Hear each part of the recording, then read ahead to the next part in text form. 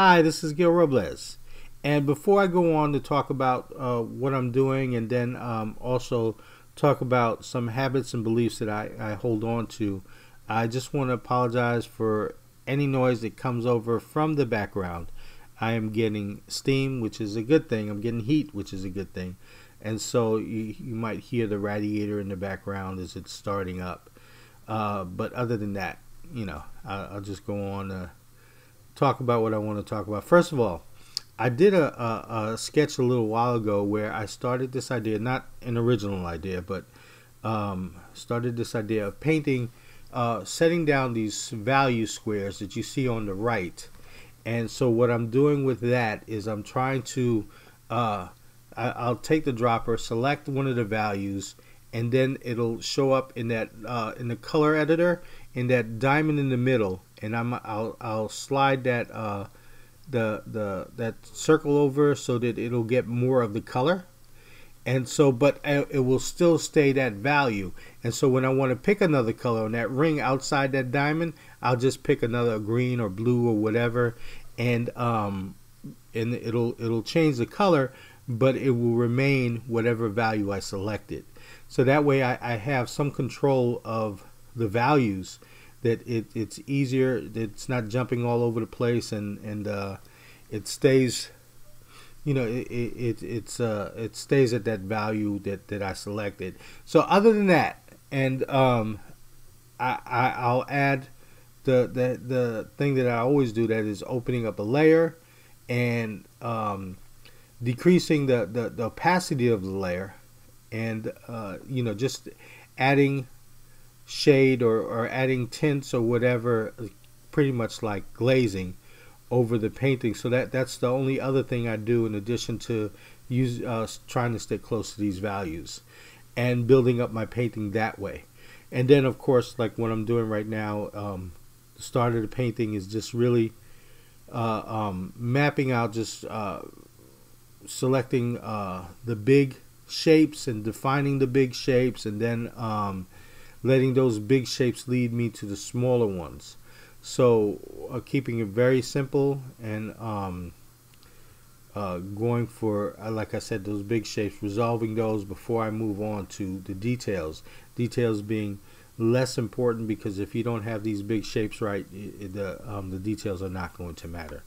So anyway, so beyond that, what I'm going to do is talk about some habits of belief that I have learned from 55 years of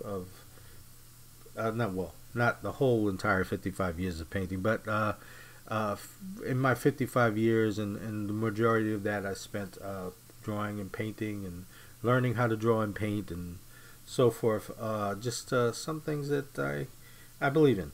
So and what I'm going to do also, this painting will probably run on longer than I have stuff to talk about. So if that's the case, I'll just simply, I'll just simply speed up the video and let it in on its own, and just come back on and sign off. But apart from that, here's the number one thing. I believe the need to practice. The need to practice, because well, one, how else are you going to get good? But we always need to find the time. We may not have the time to always make a completed painting or a final painting or something really involved, and that's okay. That does take time. That does take that does take scheduling and so forth. But I really think that a lot of what, well, at least a lot of what I do is a response to nature, a response to the things that I see. Even if it's from my imagination, I'm trying to recall some things, and I'm trying to I'm trying to remember and to put down on paper something that I saw, or if I'm doing something totally from imagination. Say if I'm doing a superhero type or a fantasy character or something like that, it's still based on things that I've seen, things that I've drawn. That there's a whole lot of information that goes in there. So I and it takes practice to have this kind of library in your head to recall these things. But you know what? Like I said, if you want to do a full blown project, that may take some time. But there's always time to practice. We always find time to eat. We always find time to have a coffee or tea or a donut or something. You find time for things, and you can always, if you don't have the time to do a finished painting, you will always have the time to sketch. You'll always have the time to a sketch could be like while you're riding the train and you see someone across from you or a distance away from you, and you make a quick sketch, or you're out in the park and you can make a sketch of trees or just some figure you see passing by or whatever. You can sketch. You can if you travel with little watercolor sets, you can do a little watercolor sketch. There are a number of things that you can do to prepare so that when the opportunity arises, you can sketch. Or if you're sketching from your imagination, you can just take the time to, while you're on the phone talking to someone. People love to doodle or whatever, but I don't do that. I find that distracting. But I sketch at work on my lunch hour. I get 2 15-minute breaks. I sketch on those times. I come home and either I get up in the morning early, or I have time for myself, or late at night, I have time for myself. After dinner I sit down and I start to sketch. And I have 2 kids. They're grown now, but I've had time with them. I've had time for them, and have a wife and so forth, and again have time for everything. There's enough time to do everything. I had an instructor who even said, don't say I don't have enough time. You have as much time as Rembrandt or any other artist who ever lived has had. You just gotta use your time the way you think, in a way that's effective. There's always time to sketch.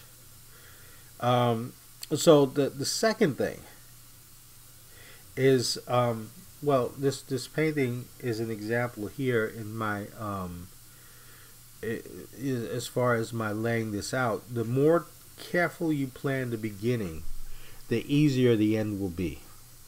The more you work on defining the beginning parts of a sketch or a painting or whatever, the more planning you make, the easier it will be to finish this. There'll be less decisions to make at the end because you made the major decisions in the beginning. The only thing you add at the end is more flourish or whatever. But for the most part, and this doesn't always follow true,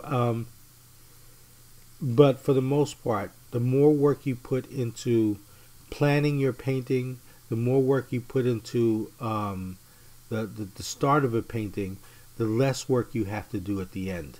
And you might even find that some of these passages are so well defined, you don't need a lot of the details that often myself I'm tempted to put in because I think it's necessary. But it depends on how well you plan the painting. That it's quite possible that you can omit certain details, not because it's cheating or not because you can't draw it or render it or whatever, but because it becomes unnecessary, because you have enough information to carry it. And sometimes the more simpler the statement, the more powerful the image.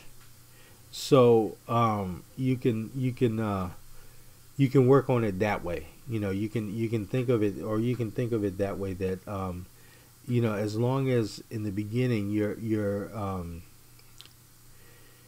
planning as carefully as you can, you will find that uh, that most of the work that was necessary for the success of the painting was done in the beginning. Okay, so number 3 is stay inspired. It's important. Just like I guess anything, this is the closest thing to me as far as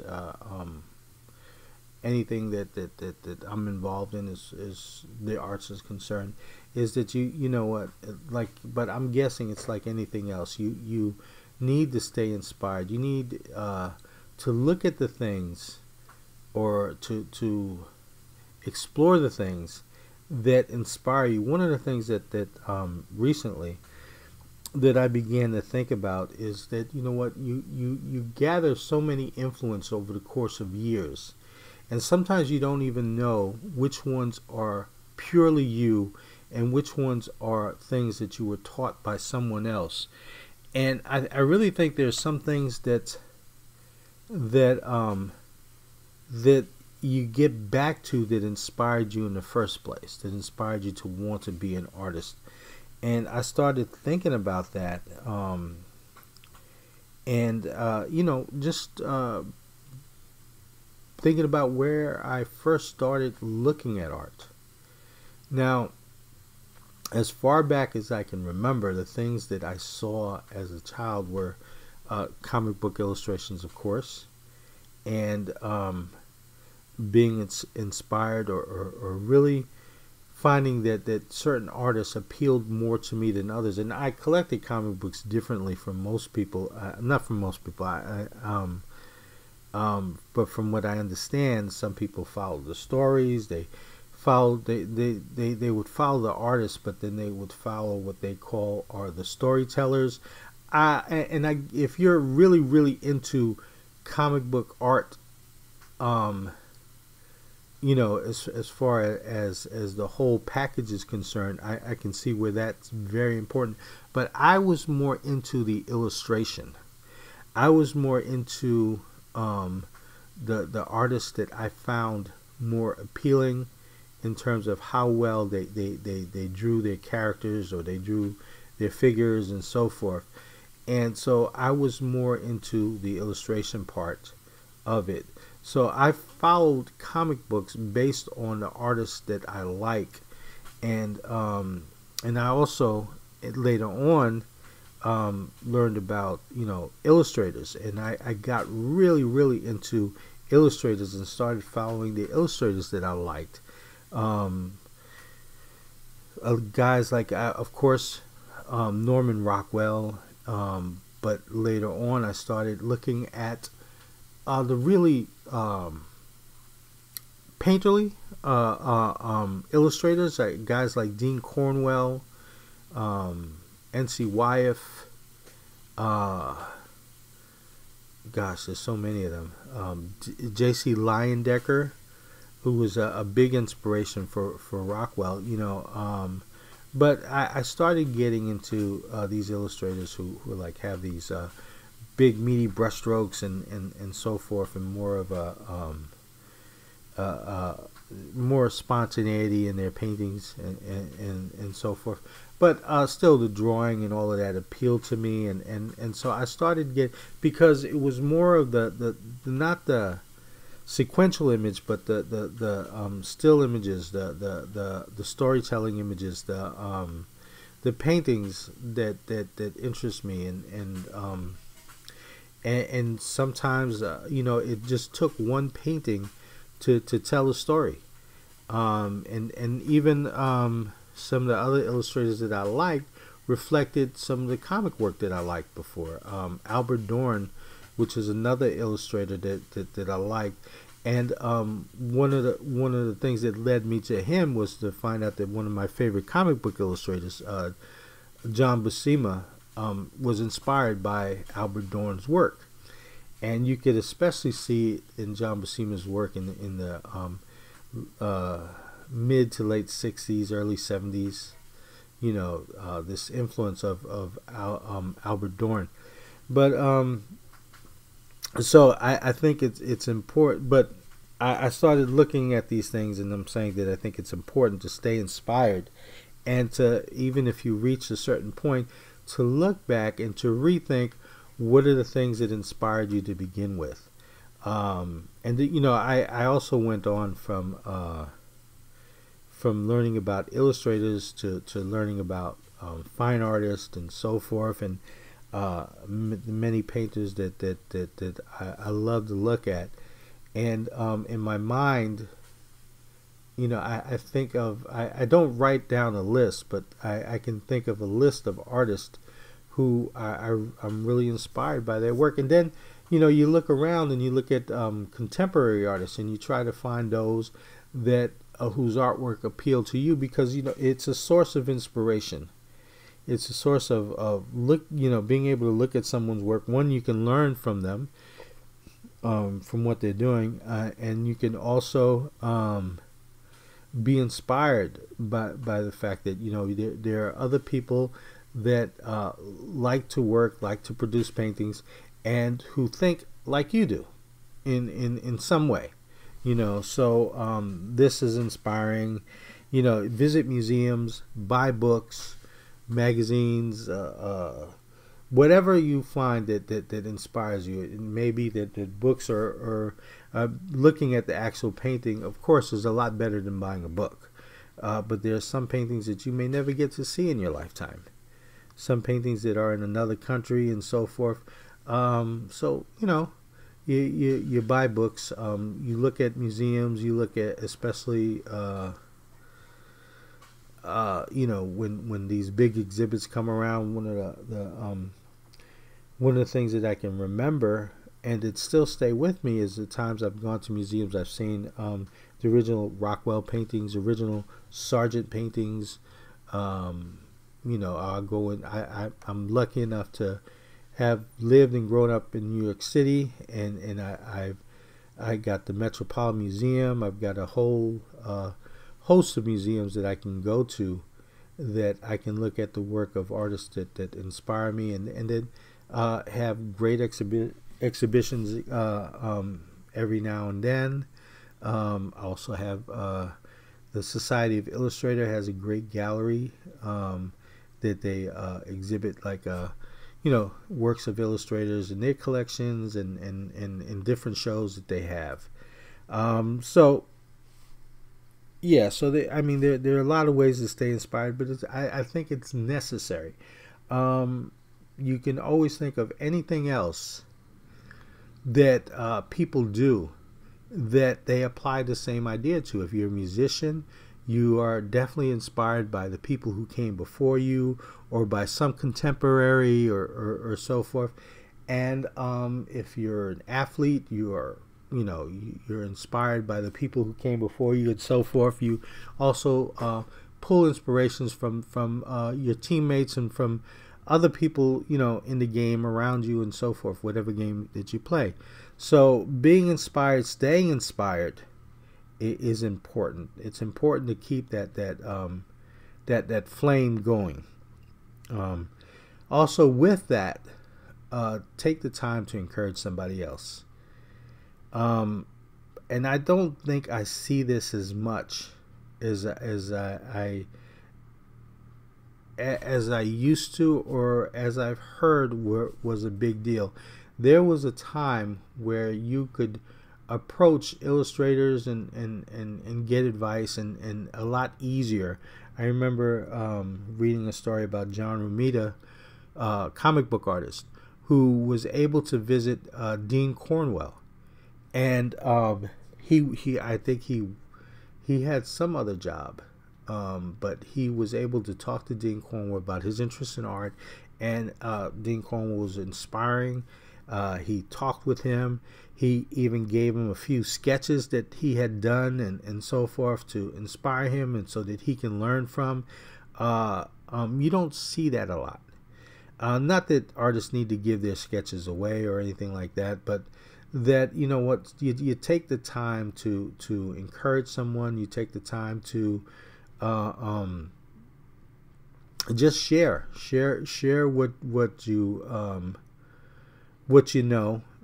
be humble about things. Don't be arrogant and so forth. But take the time to share, and also um, to be generous with what you know. And I don't see a lot of that. I see a lot of people who come up with this idea that to be tough in terms of criticism.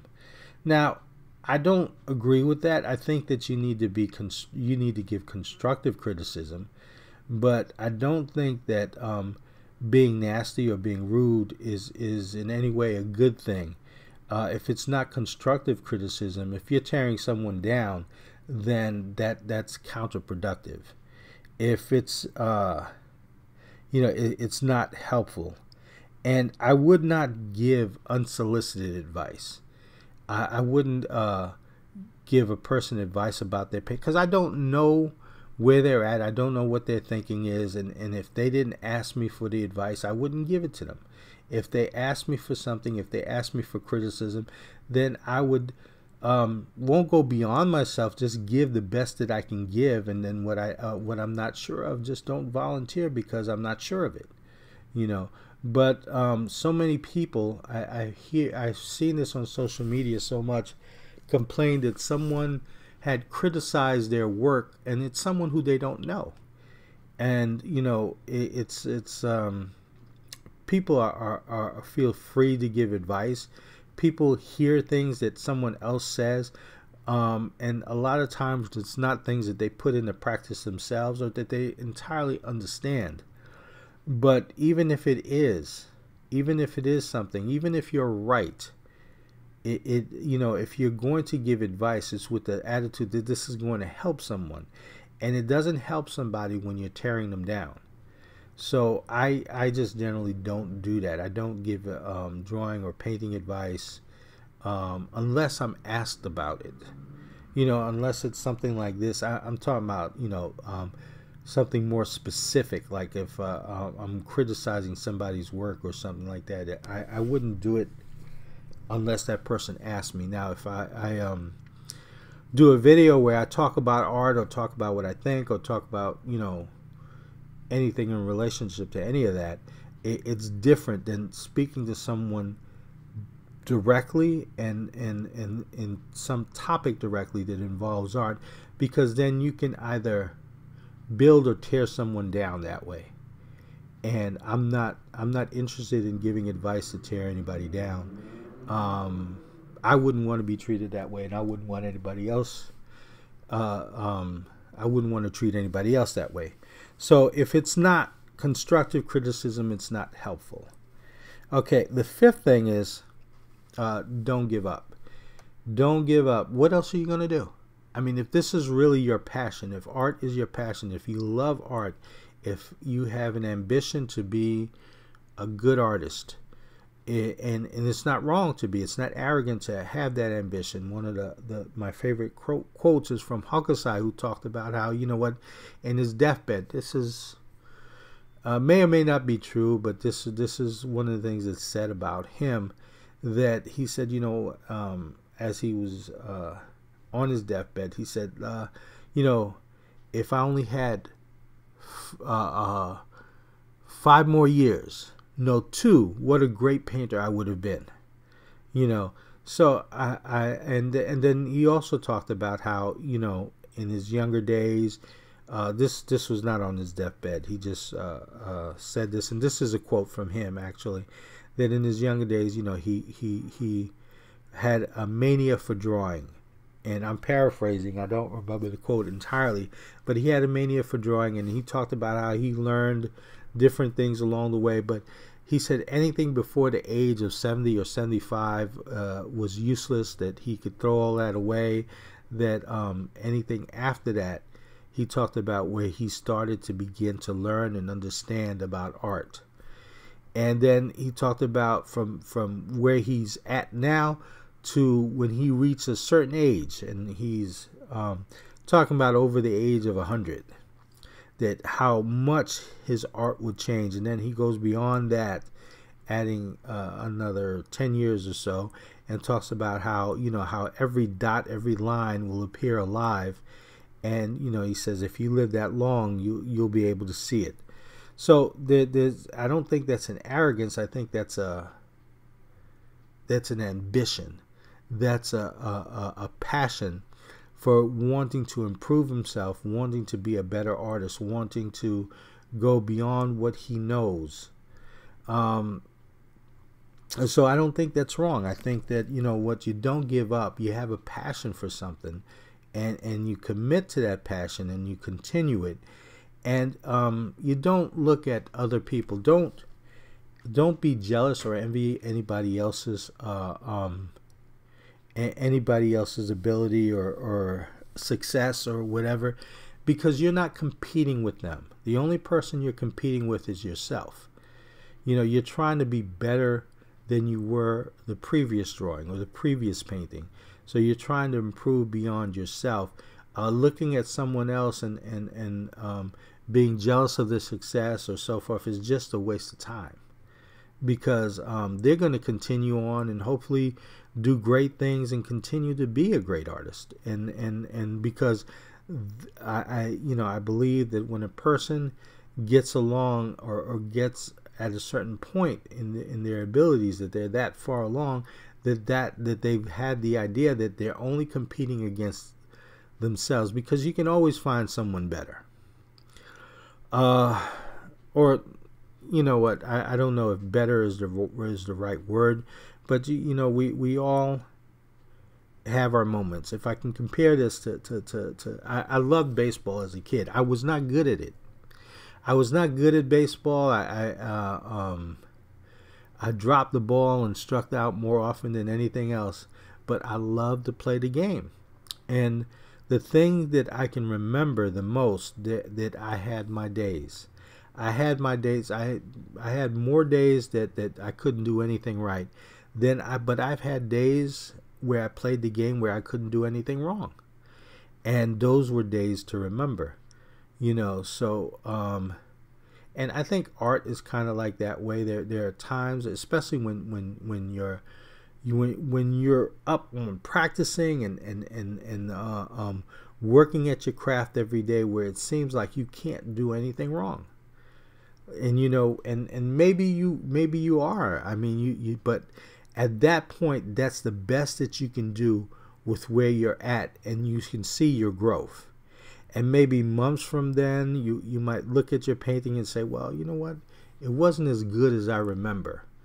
But you know what? That was as good as you could do back then. And what it does is it shows growth and so forth. Or maybe, there's times where I look at something that I've done in the past and I've been surprised that it's held up. That it still looks pretty decent,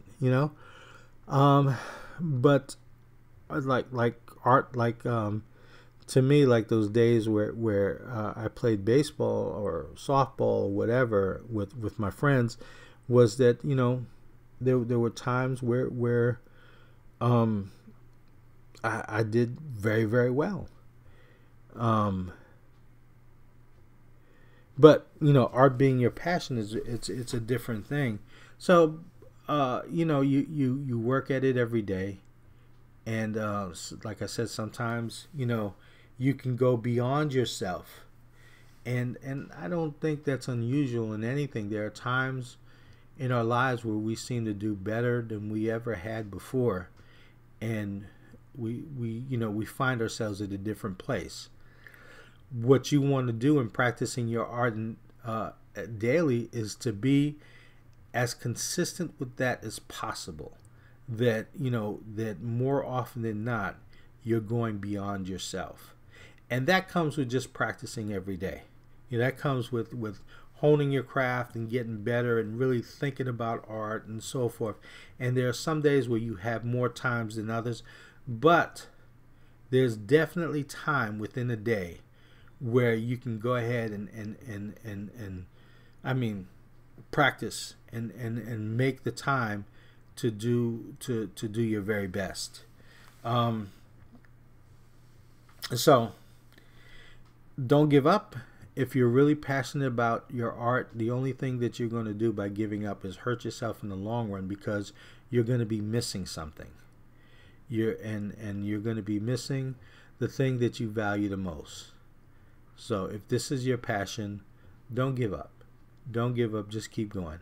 So anyway, those are the things that I've learned that are some of my habits and my beliefs up until this point. I'm sure I have a ton more, but those are the things that I have thought about off the top of my head that I wanted to talk about while I paint this picture of my son.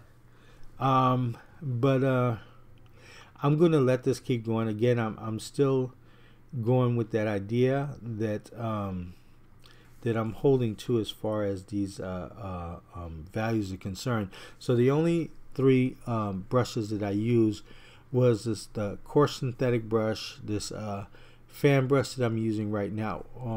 I think on occasion I used the wet frayed brush, and also the one of the blending brushes, you know, just to blend the colors together every now and then.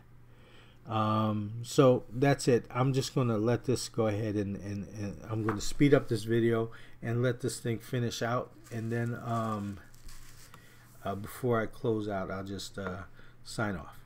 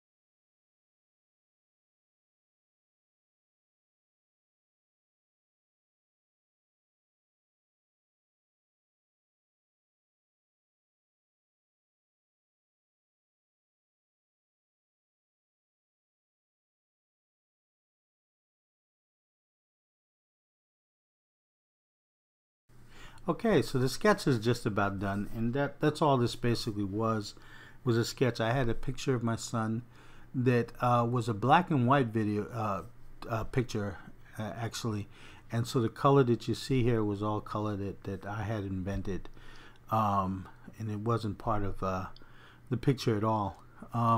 So anyway, I hope you enjoyed this video. I hope it's useful. I hope the ideas and that I expressed as far as the habits that I've learned, or opinions that I've formed as far as art is concerned, you found useful.